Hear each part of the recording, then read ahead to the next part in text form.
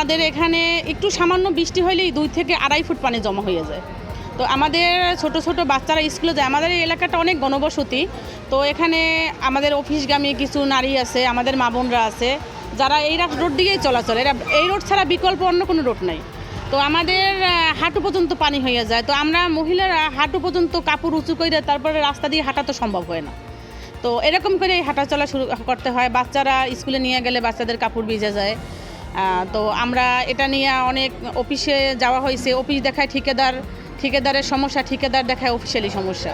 তো এই সমস্যার মাঝে ভোগান্তিতে আমরা পড়ে আছি। তো আজকে আমরা রাগে দুঃখে ক্ষিপ্ত হয়ে আজকে আমরা রাস্তার মাঝখানে কচু গাছ লাগাইছি। তো আমরা কর্তৃপক্ষের কাছে এতটুকুই অনুরোধ করতেছি, আমাদের এই রাস্তাটা দ্রুত যেন করে দেওয়া হয়। আমাদের এই যে 3 নং ওয়ার্ড, এটা হলো একটা বর্ধিত একটা ওয়ার্ড। এই জায়গায় আমাদের এই যে কবিরাজবাড়ি রোড, এখানে অসংখ্য মানুষ বসবাস করে।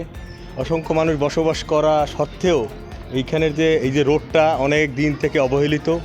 এই রোডটা আমরা যতদূর জানছি যে এখানের যে ড্রেনেজ ব্যবস্থা, পানি নিষ্কাশনের, এটা টেন্ডার হয়েছে 3.5 বছরের কাছাকাছি। কিন্তু এইটা অফিসের গাফলতির কারণে, অফিস বলতেছে ঠিকাদারের কথা, ঠিকাদার বলতেছে অফিসের কথা, তাদের এই সমন্বয়ের অভাবে আমাদের এই যে রোডে একটু বৃষ্টি হলেই জলবদ্ধতা সৃষ্টি হয়।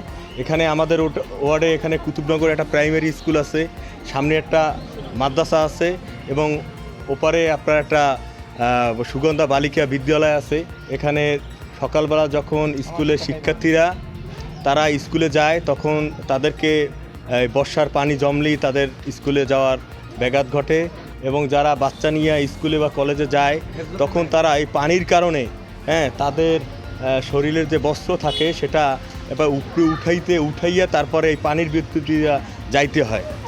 আজকে এই যে আমরা কচু গাছ লাগাইছি, এর কারণ হচ্ছে যে সামান্যতম বৃষ্টি যদি হয় তাহলে 2 থেকে 2.5 ফুট পানি জমে এবং এখানে হাজার হাজার ছাত্রছাত্রী স্কুলে যাতায়াত থেকে তারা যাইতে পারে না এবং মুসল্লি আছে শত শতে, তারা মসজিদে নামাজ পড়তে পারে না এবং কোনো যাতায়াত অনুপযোগী এবং এই পৌরসভায় বারবার আমরা তাগিদ দেওয়া সত্ত্বেও এই রাস্তাটা, অবহেলিত রাস্তাটা তারা মেরামতও করে না এবং পানি নিষ্কাশনও করে না। তো পানি হইলে যাতায়াত, মানুষের যাতায়াত ব্যাঘাত ঘটে। এই জন্য আজকে আমরা এলাকাবাসী সকলে মিলে ক্ষুব্ধ হয়ে আমরা এই কচু গাছ রোপণ করছি। 2012 সালে এই রাস্তাটি হয়, এরপর থেকে কোনো উন্নয়নের ছোঁয়া এই রাস্তায় লাগে না, যে কারণে এই এলাকার মানুষ, আবাল বৃদ্ধ বনিতা এবং যারা স্কুলগামী বাচ্চারা আছে তারা স্কুলে যাইতে পারতেছে না, রোগী নিয়ে হসপিটালে যাওয়া যায় না। একটু বৃষ্টি হইলেই জলাবদ্ধতা হয়, হাঁটু সমান পানি হয়, মানুষ বের হইতে পারে না। আমরা চাই যথাযথ কর্তৃপক্ষ এই রাস্তাটি অতি সত্বর কাজ ধরুক। আমরা শুনছি যে এই রাস্তাটি নাকি পাস হওয়া, কিন্তু এখন পর্যন্ত কাজ কেন শুরু হচ্ছে না আমরা এটা বোধগম্য হয় না। আমরা চাই যে কাজটা শুরু হোক।